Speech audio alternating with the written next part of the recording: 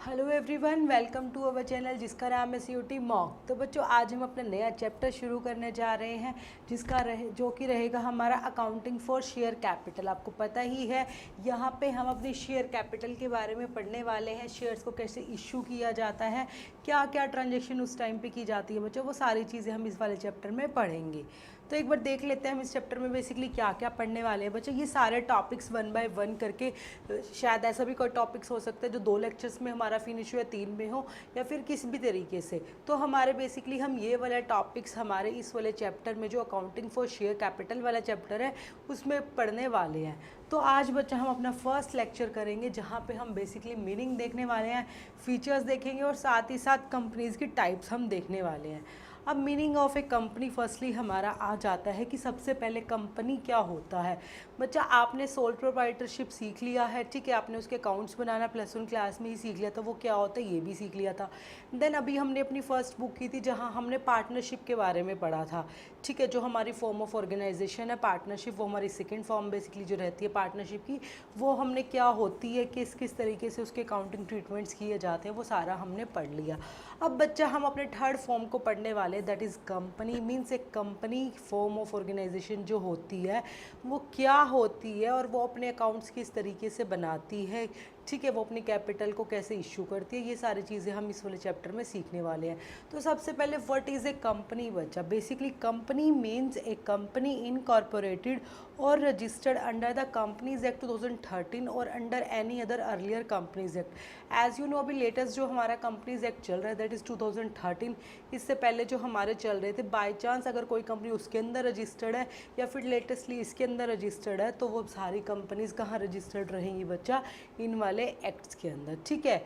A company may be viewed as an association of person who contribute money or money worth to a common inventory and use it for a common purpose। Basically company क्या होता है बच्चा, एक voluntary मतलब अपनी मर्जी से कुछ लोग आते हैं जो मिलके उसको शुरू करते हैं, ठीक है, उसमें कॉन्ट्री करते हैं, पैसा डालते हैं, ठीक है, फिर उस पैसे से अपना काम करते हैं और एक common purpose basically profit earn करने के लिए कंपनी जो भी काम कर रही है उस काम को चलाने के लिए वो शुरू कर देते हैं, ठीक है।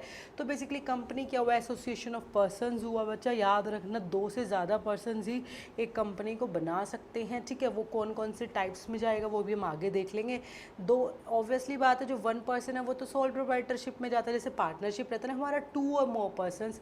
सेम हमारा कंपनी भी मिनिमम 2 पर्सनस तो हमें चाहिएंगे ही चाहिएंगे, ठीक है। जब वो लोग मिलके पैसा लगाएंगे बिजनेस में किसी कॉमन पर्पज़ के लिए, ठीक है, और उसके लिए फिर उसको अचीव करने के लिए उन गोल्स को अपना काम करना शुरू कर देंगे, तो बेसिकली वो कंपनी कहलाता है, ठीक है। According to chief justice Marshall एक डेफिनेशन बच्चा इन्होंने दी है, a company is a person artificial है। आर्टिफिशियल मीन्स बेसिकली ये कोई जीता जाता बंदा नहीं है कि आपने बोला जैसे कंपनी है लाइक रिलायंस कंपनी, ठीक है, जो उसके ओनर है that's a different thing, but जो कंपनी है Reliance company that is a artificial person बच्चा। वो हम लोगों की तरीके से चल फिर नहीं सकता है, सांस नहीं ले सकता है, ठीक है। आर्टिफिशियल पर्सन होता है इनविजिबल है, जिसको आप नहीं देख सकते हो, वो एग्जिस्ट करती है बट वो कोई ऐसे देखने वाली चीज़ नहीं है।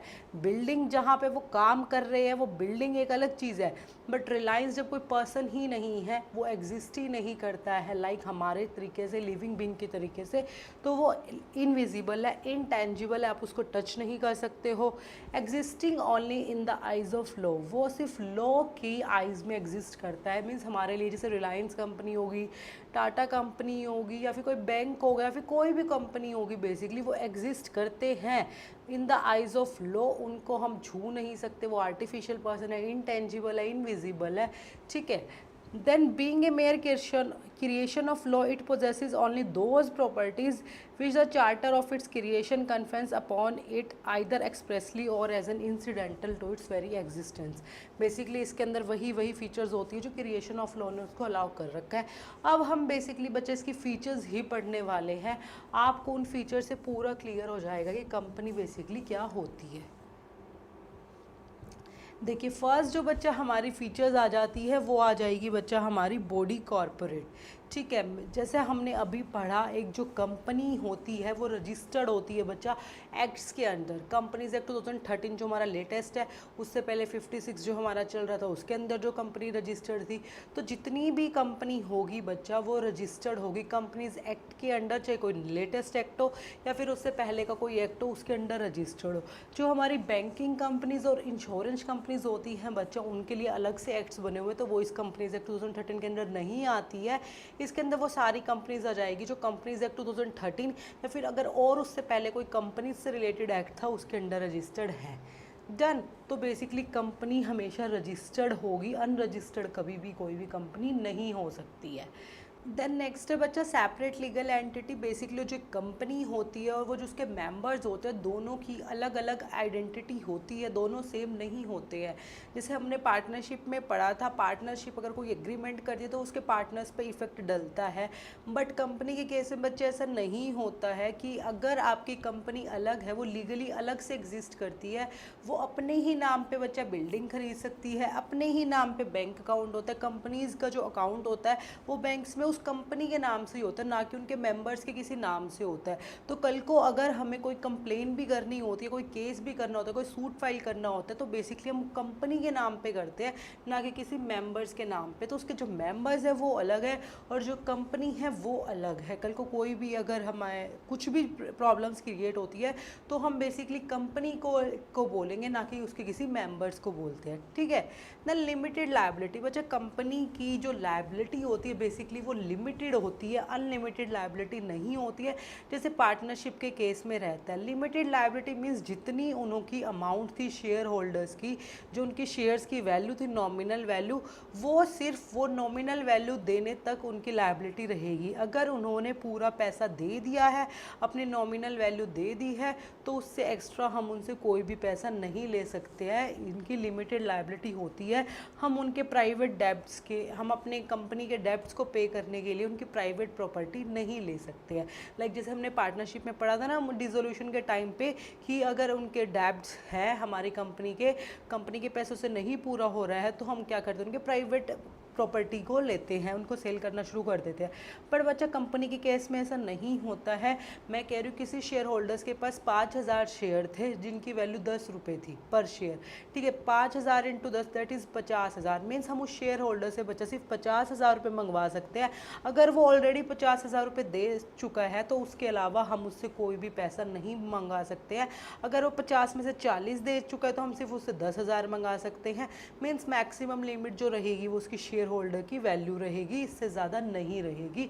तो इसलिए बोला जाता है कि कंपनी के केस में शेयर होल्डर्स की जो लायबिलिटी होती है बच्चों, वो लिमिटेड होती है, अनलिमिटेड नहीं होती है। Limited up to the amount जो उनकी हमने उनको नॉमिनल वैल्यू जो शेयर्स इशू किए हुए हैं। डन। देन आता है बच्चा परपेचुअल सक्सेशन। बेसिकली ये बोला चल रहा है कि जो कंपनी है बच्चा वो चलती रहती है, किसी के मरने से, आने से, जाने से कंपनी को कोई फ़र्क नहीं पड़ता है। लाइक पार्टनरशिप में एडमिशन, रिटायरमेंट, डेथ के केस में कुछ ना कुछ चेंजेस होते रहते हैं, बट कंपनी के केस में ऐसा नहीं होता है। कंपनी अपना काम आराम से करती रहती है। शेयर होल्डर्स आ रहे हैं, जा रहे हैं, कि मैंने अपने शेयर सेल कर दिए, रिलायंस कंपनी के शेयर्स ले रखे थे, टाटा कंपनी में ले रखे थे, किसी और कंपनी में ले रखे थे, अगर मैंने सेल कर दिए तो क्या मेरे सेल करने से कंपनी रुक जाएगी? नहीं, कंपनी चलती रहेगी। ठीक है, कल को XYZ कोई पार्टनर था, उसकी डेथ हो जाती है, क्या उसकी डेथ होने से कंपनी काम करना छोड़ देगी? उसमें चेंजेस आने शुरू हो जाएंगे? नहीं, कंपनी में गोज ऑन बच्चा, क्योंकि वो सेपरेट एंटिटी है, उसके मेंबर्स अलग हैं और वो खुद अलग है। तो इसलिए किसी के आने से, जाने से कंपनी को कोई फ़र्क नहीं पड़ता। कंपनी का काम कंटिन्यू आराम से चलता रहता है। ठीक है, डेथ के केस में, एडमिशन के केस में कोई नया शेयर होल्डर आ रहा है, बेसिकली पुराना शेयर होल्डर जा रहा है, पुराने शेयर होल्डर की डेथ हो गई है, किसी भी चीज़ से कंपनी को कभी भी कोई फ़र्क नहीं पड़ता है। ठीक है, वो कंपनी अपना आराम से गोज ऑन। ठीक है। देन है बच्चा common seal. Common seal basically वही चीज़ आ गई। अब कंपनी है वो आर्टिफिशियल पर्सन है बच्चा, बट लॉ की आइज़ में वो एग्जिस्ट करती है, अंडर द लॉ वो एग्जिस्ट करती है। भाई ये कंपनी है तो बच्चा वो जो अपने सारे काम करती है, जो उसके डॉक्यूमेंट्स वगैरह होते हैं, वो वहाँ पे सिग्नेचर तो नहीं कर सकती क्योंकि वो हमारे की तरीके से तो है नहीं। तो बच्चा उस टाइम पे कंपनी अपनी एक कॉमन सील बना लेती है, बेसिकली स्टैम्प टाइप बना लेती है। तो उसके हर एक डॉक्यूमेंट्स पे आपको वो सील मिलेगी। ठीक है, जिससे वो लीगली बाइंड हम उस कंपनी को कर सकते हैं कि भाई आपकी ही ये ये डॉक्यूमेंट्स हैं, आपने देखो इस पर सिग्नेचर करके दिया हो, बेसिकली वो उसके ऑफिशियल सिग्नेचर की तरीके से आपका काम करेगी। कॉमन सील बेसिकली स्टैम्प के तरीके से होती है। डन। देन है ट्रांसफरेबिलिटी ऑफ शेयर्स। मतलब जो हमारी पब्लिक कंपनी होती है, बेसिकली कंपनी के भी अलग अलग टाइप्स होते हैं, तो जो पब्लिक कंपनी होती है बच्चा, उसके केस में आप इजीली शेयर्स को ट्रांसफ़र कर सकते हो। मैं अपने शेयर सेल कर सकती हूँ, कोई और शेयर्स परचेज कर सकती हूँ, मेरी मर्जी है। ट्रांसफ़र ऑफ शेयर्स करने में कोई भी इशू नहीं है।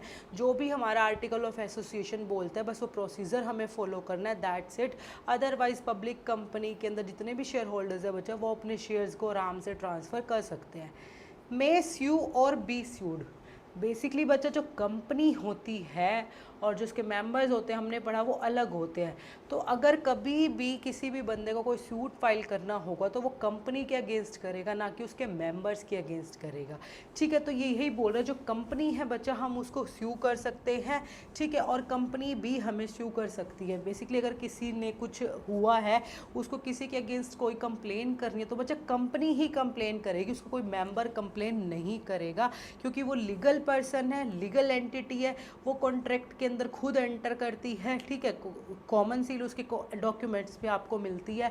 तो कल को अगर कुछ भी इश्यूज क्रिएट होते हैं तो हम कंपनी को ही जिम्मेदार ठहराएंगे, या फिर कंपनी को किसी के अगेंस्ट कुछ करना है तो वो कंपनी ही उस दूसरे बंदे को जिम्मेदार ठहराएगी, ना कि उसके कोई मेंबर। इसलिए बोला जाता है कि ये अपने ही नाम से बच्चा, बेसिकली जो भी कंपनी का नाम है, मैं कह रही हूँ मेरी कंपनी का नाम ABC लिमिटेड है, तो वो ABC लिमिटेड के नाम से ही अगर कुछ गड़बड़ हो रही है या फिर मेरे को किसी को जिम्मेदार ठहराना, तो मैं ABC लिमिटेड के नाम से उसको नोटिस दूंगी, या फिर और कोई बंदा मुझे ABC लिमिटेड के नाम से नोटिस देगा, ना कि मेरे नाम से नोटिस मुझे होगा।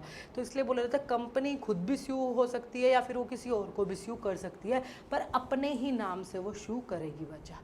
ठीक है, तो बेसिकली ये था बच्चा हमारी फीचर्स ऑफ ए कंपनी। अब हम नेक्स्ट देख लेते हैं काइंड्स ऑफ कंपनीज, मतलब basically types of companies.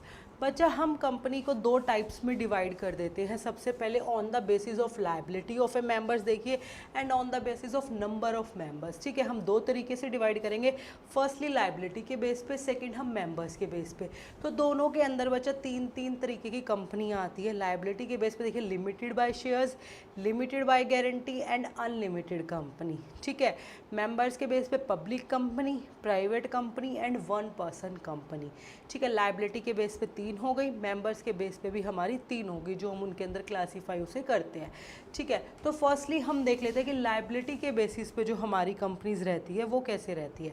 Firstly company limited by shares. बच्चा मैंने बताया कि एक कंपनी जो होती है वो रजिस्टर्ड होती है, जो उसके शेयर्स के थ्रू लिमिट रहेगी, मीन्स जितनी उनकी वैल्यू थी। अभी जब मैंने लिमिटेड लायबिलिटी वाला कंसेप्ट किया था ना बच्चा, बिल्कुल सेम वही है। जो उसके शेयर होल्डर्स होते हैं, जो उसके मेंबर्स होते हैं, बेसिकली वो सिर्फ उस अमाउंट तक लाइबल रहेंगे जो उन्होंने पे नहीं करा है। अगर उन्होंने सारा अमाउंट पे कर दिया है तो उनसे कोई भी पैसा एक्स्ट्रा नहीं मांगा जाएगा। उनकी जो लायबिलिटी है वो लिमिटेड है। लिमिटेड लायबिलिटी कब तक? Nominal value of shares held by them.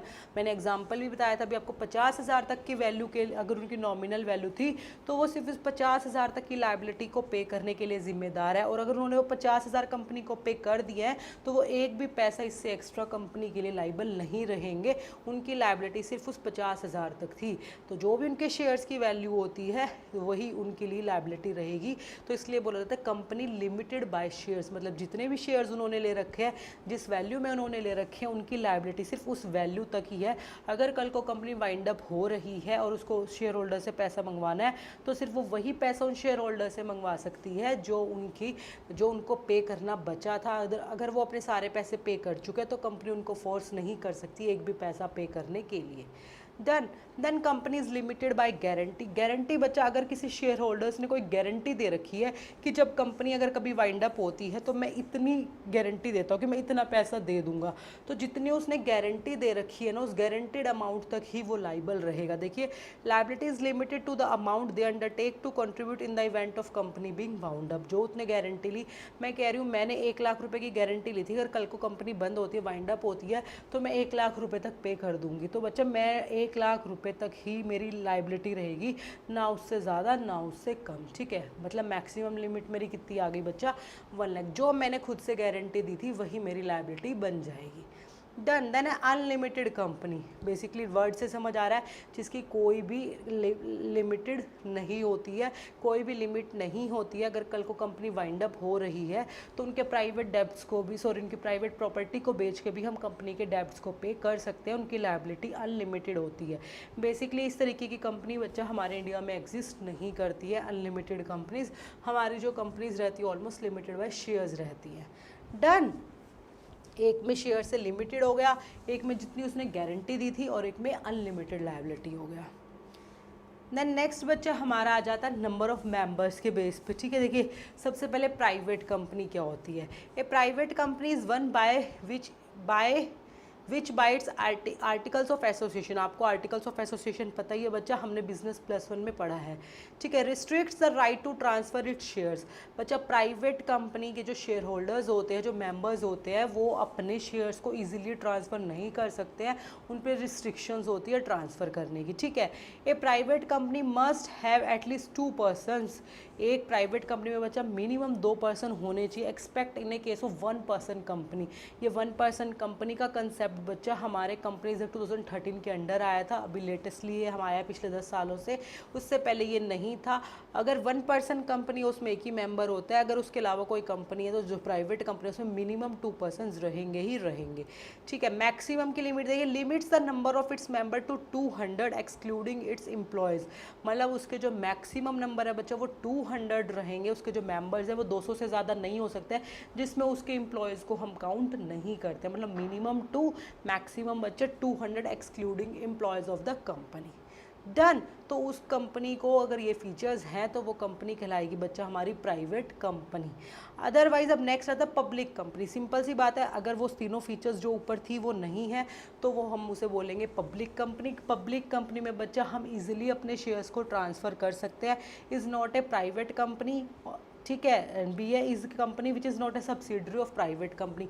Public company कभी भी प्राइवेट कंपनी की सब्सिडरी भी नहीं होती है। ठीक है, जो ऊपर वाली फीचर्स थी बेसिकली वो उसमें नहीं होती है, वो इजीली अपने शेयर्स को ट्रांसफ़र कर सकती है। और नॉर्मली जो पब्लिक कंपनी तो उसमें मिनिमम 7 मेंबर्स बच्चा हमारे रहते हैं, मैक्सिमम की तो कोई लिमिट ही नहीं होती है। ठीक है, 1 पर्सन कंपनी क्या होता है बच्चा, ये थोड़ा इंपॉर्टेंट रहता है एग्जाम पॉइंट ऑफ व्यू से भी, क्योंकि लेटेस्ट कंसेप्ट और फैक्ट से रिलेटेड है इसके अंदर। देखिए फर्स्टली आप इसको इसका सेक्शन ध्यान रखना है। सेक्शन कौन सा है बच्चा, section 262 of the companies act. जो सेक्शन 2 सब सेक्शन अंडर 62 है हमारे कंपनीज एक्ट 2013 का, उसके अंदर बच्चा हमारी 1 पर्सन कंपनी को डिफाइन किया हुआ है। तो देखिए वो क्या होती है, company which has only 1 person as a member. उस कंपनी में सिर्फ एक ही पर्सन होता है बच्चा।